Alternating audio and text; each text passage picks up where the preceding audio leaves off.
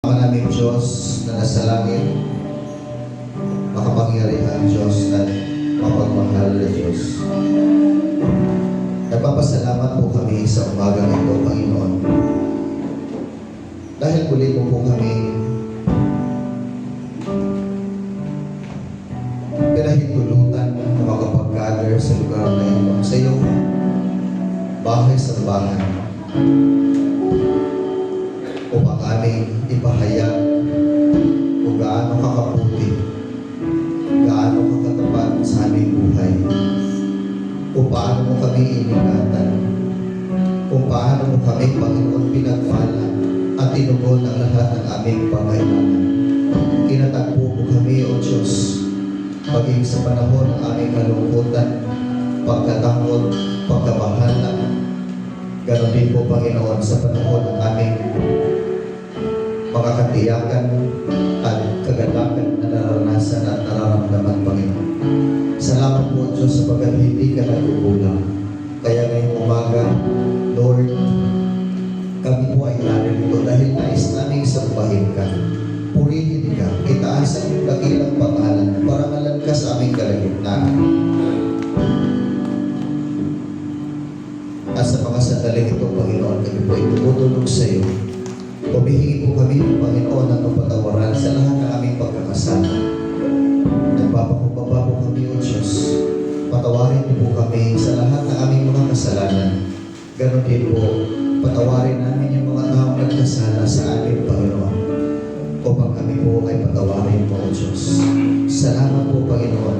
Salamat po, O Diyos, sa iyong biyaya at sa iyong pagpapala. Salamat po, Panginoon Diyos, sa umagang ito na kung saan, Lord, ay patuloy mo kami pinagtipon-tipon sa lugar na ito.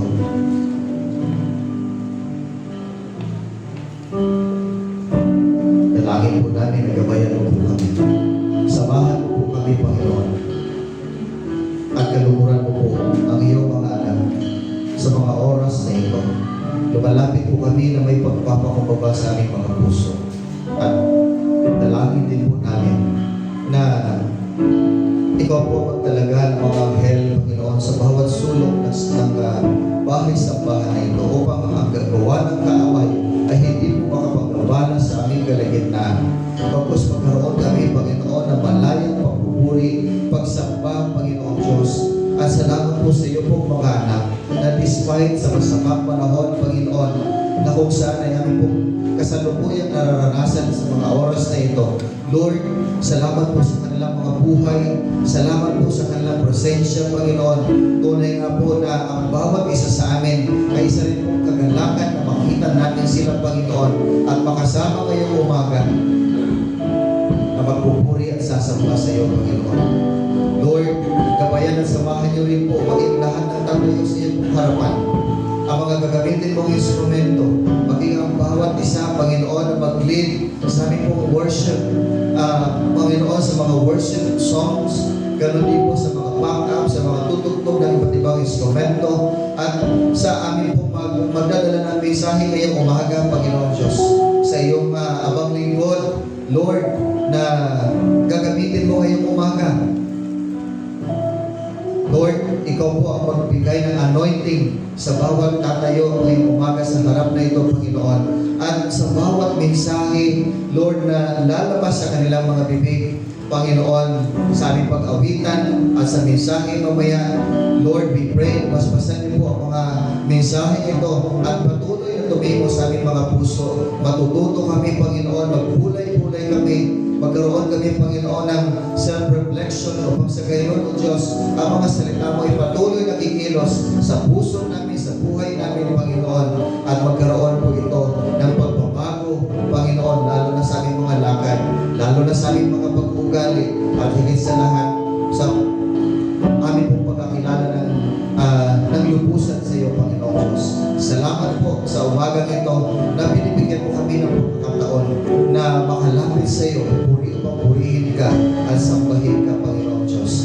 Salamat po, Panginoon, sa aming pong mga kapatiran na wala pa. I pray, Lord, na ikaw po ang patuloy na mamuna at kumilos sa kanila at dalhin po sila sa lugar na ito. Nang ligtas, Panginoon, upang makasama namin sila, Lord God. Sa mga hindi po nakarating o makakarating, Lord, ikaw po ang nakakaalam kung ano po ang kadahilanan.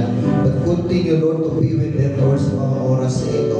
Abutin niyo po sila ng iyo po makapangyarihang kamay at mapagmahal na pisig, yakapin mo sila, Panginoon, sa mga sandaling ito. Ipadama mo sa kanila na mahal mo sila, Panginoon, at ikaw ay mabuti at tapat na Diyos na hindi rin mapupulang sa kanila, Panginoon. Salamat, Lord. Abutin niyo rin po ang bawat isa sa atin ngayon. Kami po ay naririto. Karamihan sa amin, mga sugatan, yung mga problema na pinagdadaanan, subalit hindi po naging hadlang ang lahat ng ito, Panginoon, dahil sa aming pagmamahal sa iyo at pagnanais na maranasan ang presensya mo at ang kapangyarihan mo, Panginoon Diyos. Salamat po, Panginoon. Lahat ng ito, Lord, sa ipon namin ipinagkakatiwala sa matamis na ngalan ng aming Panginoong Hesus Kristo, aming Diyos at tagapagligtas. Amen.